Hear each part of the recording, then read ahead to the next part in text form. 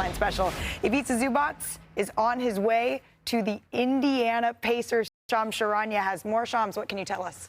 Malika, Ivica Zubac is going to the Indiana Pacers. I'm told Ben Mathurin and Isaiah Jackson, as well as significant draft compensation, is going to the Clippers. Still waiting on what that draft compensation is, but clearly the Pacers wanted a center after losing Miles Turner in free agency last offseason. That's what this has been about. They scoured the market searching for centers, whether it was Daniel Gafford, Ivica Zubac, Yves Missi. There was a laundry list of big men that they were looking into and trying to find someone that Tyrese Halliburton was going to be excited about, someone that they could pair with for the next few years once Tyrese Halliburton is back next season from his torn Achilles. But this Tyrese Halliburton, Ivica Zubac pairing is something the Pacers are very excited about. They've landed Ivica Zubac from the Clippers. They have the Pacers do their center of the future. Do have details, okay. Malika.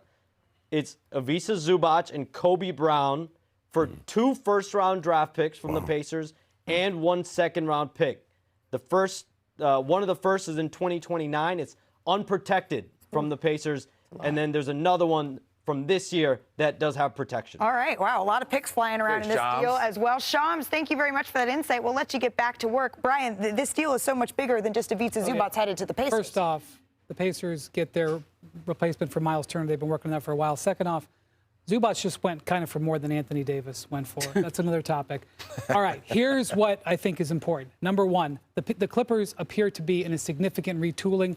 I'll step away from saying rebuilding, but it sure looks like a rebuild to me when you trade for draft picks like this, Harden and Zubac. And so that begs the question, what about Kawhi Leonard? What about Kawhi Leonard? Okay, he may not be going in the next 36 minutes, but is this a precursor to looking at whether a Kawhi Leonard trade is coming this summer? He's got 1 year left on his contract. Obviously, we've got the aspiration investigation also going along. The second thing that people are blowing up my phone about right now is the cheers and celebrations in Oklahoma City because the Thunder have the Clippers draft pick this year unprotected. And now the Clippers pick has been soaring up. They were headed for the playoffs, in my view. Now, they've traded Harden and Zubac here. They're going down. So this is improving Oklahoma City's opportunity to be in the lottery, which they're celebrating. Okay, wait. There's so many tentacles to this trade here. We have the Oklahoma City Thunder, the defending champs who are cheering and celebrating. We have the fact that Kawhi Leonard, a question that we've been asking, Ramona, is this spelling out the end of Kawhi Leonard in the Los Angeles Clippers? About 12 hours ago, I was in the Clippers locker room, and I went to Kawhi Leonard, and I said, you know, I remember when they traded for James Harden, and this was like your big move. You had Paul George and James Harden and you, and there was that big three. You guys were going for it. It was just a couple years ago, and now those guys are gone. You're the last one standing. And he goes, yeah, does it feel like the end of an era? That's and he's about like, as verbose as yeah, it does. Those guys are gone. The players are gone. That's it. He's the last one standing. And I remember the other night when James Harden was traded to Cleveland, somebody whispered to me, you know, watch Zubac now, because I don't think the Clippers are necessarily looking to trade Zubac, but there was a lot of good offers on him because he has a very good contract. He doesn't make as much money as some of these other front lines, Anthony Davis, as you mentioned. Okay. They could get 2 first-round picks for him. And he's benefited so much from playing next to James Harden. He's probably a declining asset now that Harden is not there. You know, one thing that teams don't realize, because it's kind of like when you look at your hand, you can only see the markings in yours. You don't pay attention to the rest of the league. So as the Clippers were moving into championship contending, there's other teams that are making moves to do the same thing. And we're just going to figure out to see which ones work. And now we realize the Clippers weren't able to reach their goals at the Milwaukee Bucks when Damian Lillard gets hurt. Now they're reaching that goal. So everyone is moving simultaneously. So there is a continuity of movement that I think the world and the other teams forget. And they think that they're the last all and end all.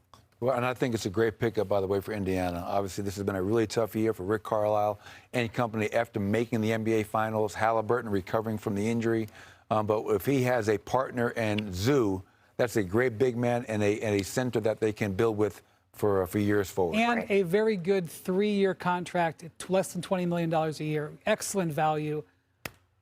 I would not have traded him if I were the Clippers. Oh, we have the first Brian clap of the show. They got 2 firsts, Brian.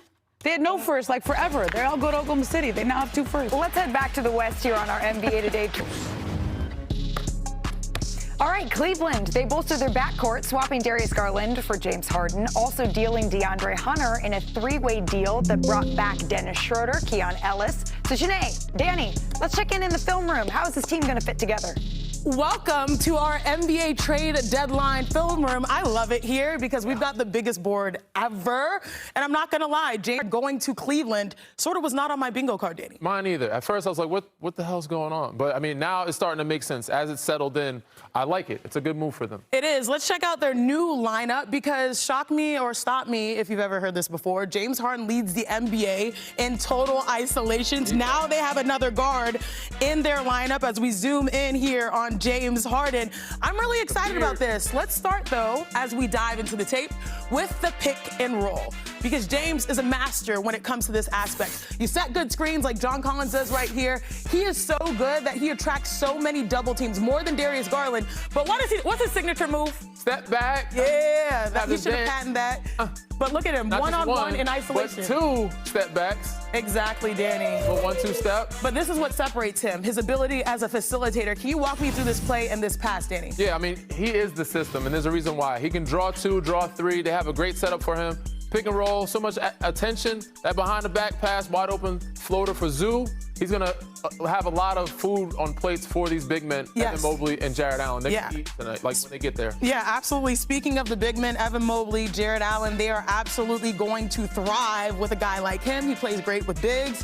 But I feel like you should not get lost in the sauce when it comes to analyzing the starting lineup because he is absolutely going to help Donovan Mitchell as well. We know that Donovan Mitchell is having a career year, but now you add in the fact that James Harden demands more double teams than Darius Garland. You're going to see right here, it's going to create easy looks. He did this with Kawhi Leonard. Yeah, I mean, that Indiana series that comes to mind with Donovan Mitchell, he just ran out of gas. He had to bring the ball up the floor. He was tired, fatigued.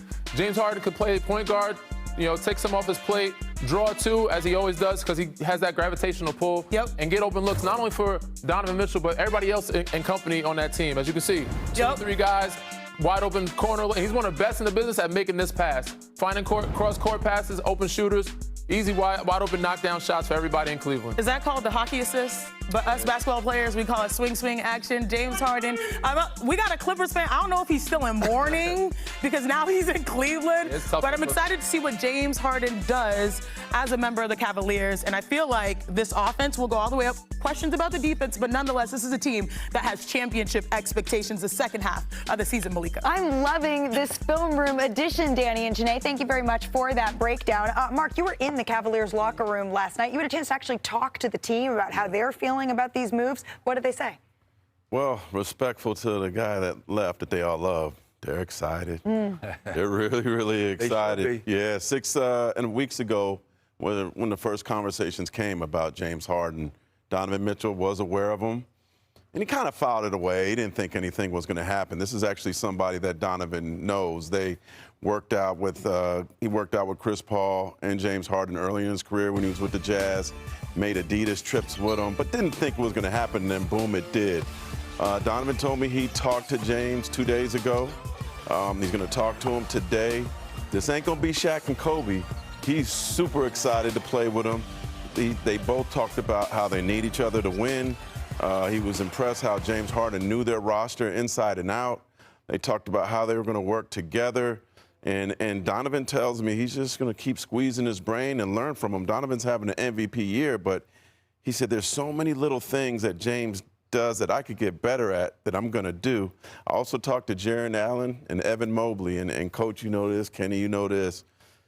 What did James do with Joel Embiid? He helped him get an MVP. What did he do with Zubac? He gave Zubac the best time of his career. And they were, how did the young kids do? They do that, right? They're ready to eat, man. Jared Allen and Mobley, they're ready for these alley-oops, these easy buckets. They're about to eat. And this team feels like they've launched a place to compete for a championship. Last thing I'll say about Donovan, he said this is the first time in his career that management said, I'm going to get you an A-star to join you. And he's really, really excited to be with James Harden. And you can definitely start to feel it. James Harden posting on social media. But you said Ivica Zubac, we have